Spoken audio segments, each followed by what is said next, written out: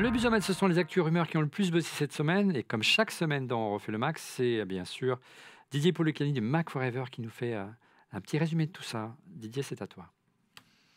Et oui, les amis, le meilleur moment de l'émission, le busomètre. Et on oui. commence. C'est vrai. parce que c'est ma chronique. Didier. Je suis désolé. Si c'était le meilleur moment, je serais à l'intérieur. Oh, C'est vrai. Bon, allez. Ah, mais vous êtes tous notre meilleur moment, les amis.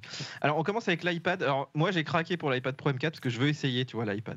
Donc, j'essaye, je le prends un peu dans le train, je le prends un peu en déplacement. Bon. Et si tu t'es rué sur les mises à jour de iOS 18, donc en version finale, moi j'ai mis les bêtas, j'ai pas eu de soucis, mais apparemment il y a plein de gens qui ont eu des soucis. Donc Apple a quand même retiré une heure après la mise à jour. Donc c'est qu'il y a eu des gros problèmes. Et d'ailleurs, j'en profite pour donner un conseil aux gens.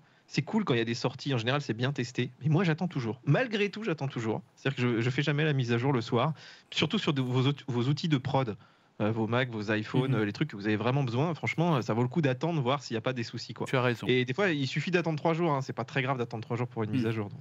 Tu plus sois, mon cher Christophe? Oui, je plus sois par rapport à ce que Didier dit, parce que dernièrement, macOS est sorti en version Sequoia, et là, à l'heure actuelle, dans la version qui existe aujourd'hui, il est quasiment impossible, dans certains cas de figure, de configurer les comptes Apple Mail, les comptes Office 365, etc. sert à rien.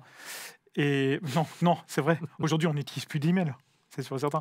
Non, mais sans blague, effectivement, comme Didier le disait, c'est toujours bien de pouvoir attendre la prochaine version. Donc, pour Sequoia, attendez plutôt la prochaine version. Non, mais ce qui est paradoxal, c'est que les versions bêta fonctionnent bien et que les versions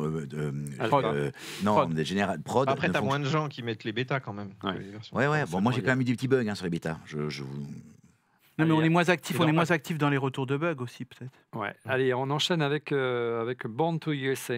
Oui, USA. Made. Oui, alors vous savez que Taïwan est un peu, on ne sait pas trop ce qui va se passer. On espère que tout va aller bien pour eux, mais il y a quand même TSMC qui est là-bas, qui est la plus grosse usine de puces, en tout cas en 3 nanos. Et donc Apple et TSMC essayent de se diversifier géographiquement, on va dire, et de produire un peu en dehors de Taïwan. Voilà. En plus, Taïwan, il y a des séismes, il y a plein de trucs. Hein. Donc ils ont tout intérêt. Donc là, ils ont fait une usine aux États-Unis. Voilà, ils vont en faire un petit peu partout, TSMC. Et aux États-Unis, elle commence déjà à produire. Alors, pas la 18 pour l'instant, c'est de la 16, qui est encore utilisée pas mal chez Apple. Donc, c'est de la petite prod, mais petit à petit, voilà, ils vont se mettre effectivement à produire. Je pense que ça doit être quand même compliqué pour eux, hein, parce que toutes les technos et tous les rapatriés, en plus le R&D à Taïwan, enfin. Voilà. Et Apple a déjà fait ça pour la production d'iPhone. Maintenant, c'est fait au Brésil, c'est fait en Inde. Donc, voilà, si jamais il y a des soucis, tu vois, que Trump revient au pouvoir, que la Chine commence à mettre des taxes, etc., il faut qu'ils se blindent un petit peu sur tous ces trucs-là. Donc voilà, c'est plutôt une bonne nouvelle pour les clients, on va dire. On continue. Tu voulais dire quelque chose, Christophe? Non, mais tout simplement par rapport à ce que Didier disait, c'est vrai qu'en fait, d'avoir une autre localisation, tu vois, c'est bien parce que tu as Taïwan et puis tu as Taïtou. Oui, je savais bien qu'il y allait sortir une bêtise. On enchaîne avec la réparation, mon cher Didier. Ouais, l'année dernière, j'ai pété un iPhone et j'étais surpris de voir qu'il n'y avait aucun revendeur qui avait les écrans Apple parce qu'en fait, ils te les vendaient 3 fois le prix pour que tu ailles les réparer chez Apple. Et en fait, la réparation, c'est quand même un truc. Là, je sais pas si vous avez vu, pour changer la batterie, 130 €. 130 €, les amis, c'est le prix presque d'un téléphone. Enfin, je trouve ça vraiment excessif. Ça t'encourage en fait à changer de téléphone. Hein. Donc voilà, pour le côté green, on repassera. Et par contre, c'est vrai, il paraît que les nouveaux iPhones donc, sont plus faciles à réparer. Notamment, tu as moins besoin de Mac. Tu peux utiliser un iPhone pour remplacer certains composants, notamment Touch ID. Enfin, il y a plein de composants où il faut effectivement des composants officiels. Il y a des batteries aussi qui étaient attachées avec des adhésifs. Fallait arriver à glisser des fois une espèce de... je crois que maintenant, oui, tu peux arriver à enlever la colle d'une certaine façon avec une pile en faisant un petit courant électrique et ça fait fondre la colle. Avant, il fallait tirer dessus comme un fou. Enfin, ils faisaient tout un peu pour pas que tu puisses ouvrir ça facilement. Et même, je pense que les mecs en Apple Store, ils doivent être contents de pouvoir les ouvrir plus facilement. Mais voilà, donc c'est toujours une bonne nouvelle, mais ça reste quand même compliqué à ouvrir. Hein. Tu peux changer la batterie soi-même, c'est quasiment impossible sur un iPhone aujourd'hui. Hein. On a beaucoup parlé d'actu dans l'actu Apple, d'Europe cette semaine, pardon. Oui. Alors, attends, j'ai loupé un truc. Oui, Thierry Breton, qui est bien sûr, qui est parti de l'Europe, et pour autant, Apple continue d'avoir des avertissements sur le DMA, enfin sur toutes les procédures qui sont en cours.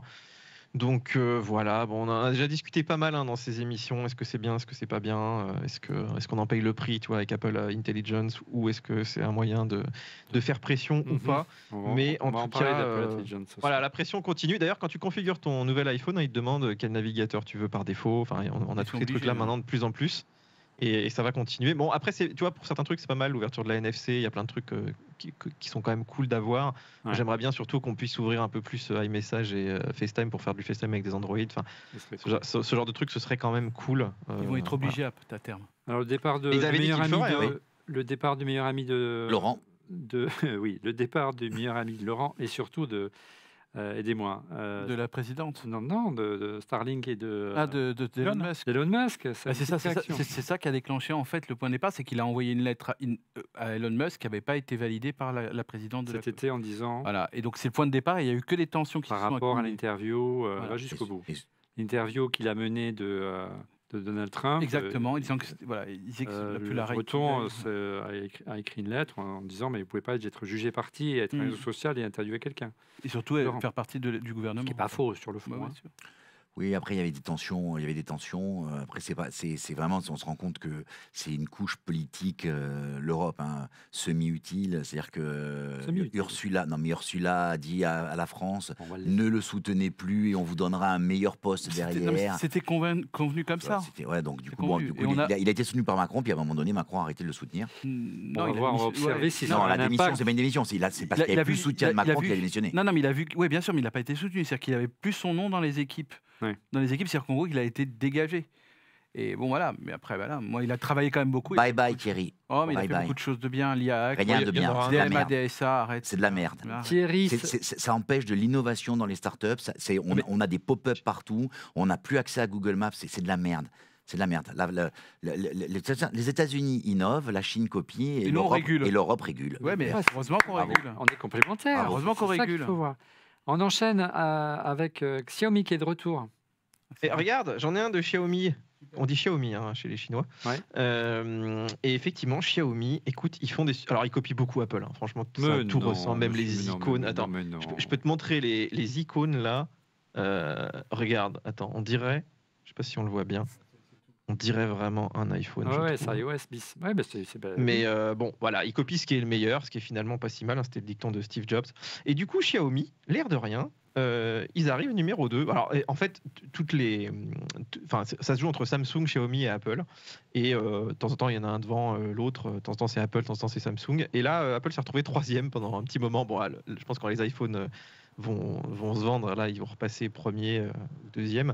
Mais c'est vrai que effectivement, les Chinois commencent à avoir des produits vraiment bien. On le voit pas seulement dans la téléphonie.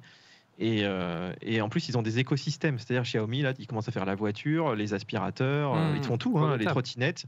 Ils créent, non, mais surtout, ils créent des vrais écosystèmes. Même si c'est sur une base Android, à la fin, ils créent des écosystèmes et ils ont quelque chose à proposer en face où tu peux te mettre en quasiment full Xiaomi, mais comme Samsung, finalement. Et contrairement à Huawei qui lui ne peut plus vendre des téléphones Android, Xiaomi il peut plus vendre le téléphone avec Play Store. Oui, autant dire qu'il ne peut plus vendre de téléphone sous Android. Si, sur Android, ils ont leur propre market. Ouais, sinon, ils ne pourraient pas le faire. Merci Didier, on se retrouve chaque semaine dans On refait le Mac pour le meilleur du busomètre. Le Mac